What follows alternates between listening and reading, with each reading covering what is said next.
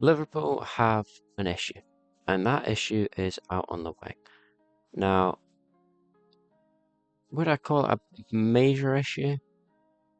Yeah, actually, I would 100%. Here on your screen, you'll see the 10 players we currently have, minus BARCOLA. We don't currently have him, but 10 players we currently have slash will have in come the start of the season. Maybe you get it.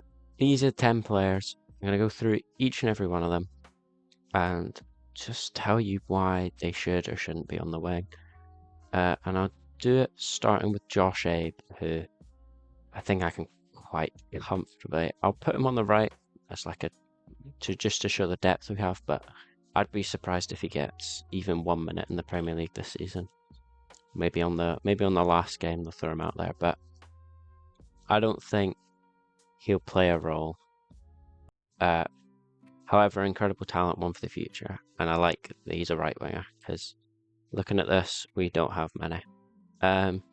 Szoboszlai, I'll chuck on the right as well. I would rather him in the 8, but obviously he can play on the right if we need him to. And I think it works systematically. If we sign, let's say, Adam Wharton playing the 6, Gravenberch in the 8, Vates in front of them, then you're looking at Szoboszlai on the right dropping into the half space. And it's not a bad situation to be in.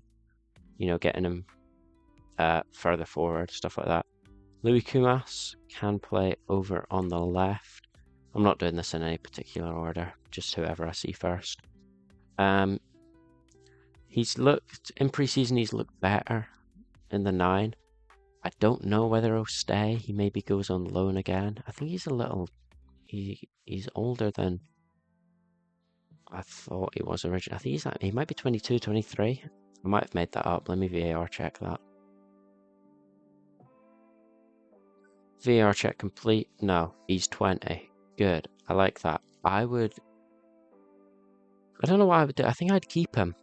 But it's just whether he's willing to play that kind of secondary, maybe not even secondary, maybe like third role, where he's just not involved that much. Daniel Munoz, not Daniel, I keep calling him Daniel Munoz. Victor Munoz over on the left. Obviously, he can play on the right as well. Where's Chiesa? Forgotten Chiesa. Jesus. The reason I kind of forgot him, I think, is because Areola wants him as a striker, which I like, just because Isak's our only fit striker at the minute. I guess Will Wright as well, but in terms of first team strikers, Harvey Elliott I like on the right for depth. I think when he's been playing in the 10 at pre-season, he's been dropping to the right a little bit. You saw it, especially in the first game, him and Kieran Morrison almost getting in each other's way. Whereas if he was on the right, he can then drop into that half space. And I'll keep preaching Frimpong up this right-hand side. So, yeah, I think he'd do a job on the right.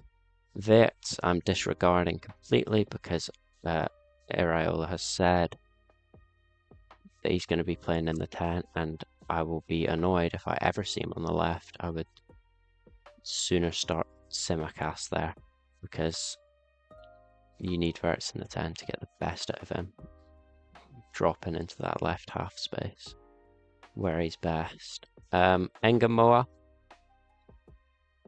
player, serious player, and we're so lucky to have him. Again, I would be skeptical about playing him on the right. Areola said I want my wingers to be able to play on both sides, and Engamoa has shown he can play on the right for England, and then against Wrexham. I didn't think he looked very good against Wrexham, but there's a million reasons for that aren't he's on the right. Let me move my camera down a little bit. There we go. Yeah, I don't really like Engamoa on the right, because you want him to be an inverted forward. So Frimpong or Bradley or even Calvin Ramsey or Coyote, if we sign Coyote, which we probably won't, but it would be nice, to go up and overlap, whereas Engamoa likes to be that touchline hugging winger, and similar to the way that you can't even see him anymore, similar to where Elliot and Morrison were stepping on each other's toes here, it would almost be like Frimpong and Engamoa were stepping on each other's toes a little bit the other day. Anywho, Gakpo, I'll leave. I'll still got Kieran Morrison. More depth on the right. I'm actually going to move Soboslai. I'll get Curtis Jones away because it looks like he might be leaving, which I'm very upset about. I like Curtis Jones. Anyway, oh, Mohamed Ashrali's poking through. Let me drop him down there. Yeah, and when you look at that on paper, our right side depth is light. Very, very light. And not coincidentally, I've left these two until last. One looking likely to come in, one looking likely to leave. I'm not big on Gakpo.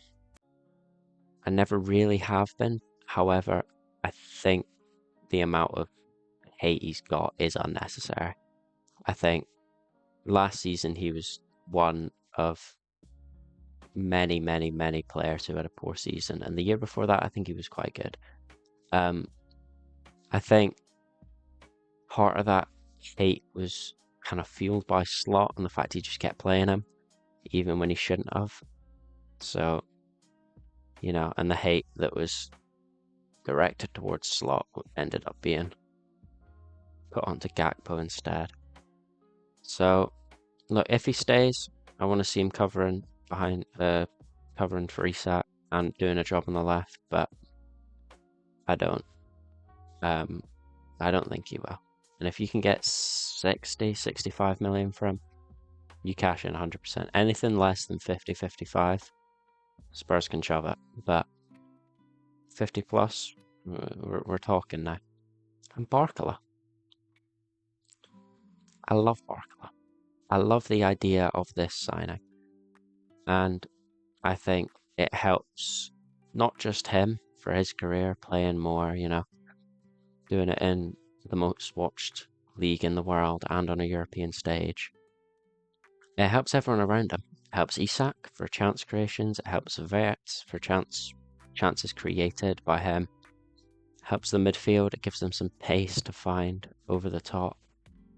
And yeah, I'm a big fan of this signing, and he is gonna stay wide, which is what I want from my left winger, because Kerkez has proven he's better on the underlap or playing almost sort of that Trent role, you know, just chilling behind the winger, putting in a cross, that sort of thing.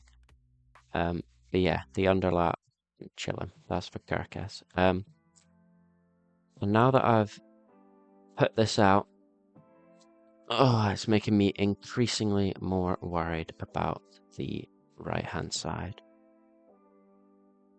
And I don't really know what to do about it.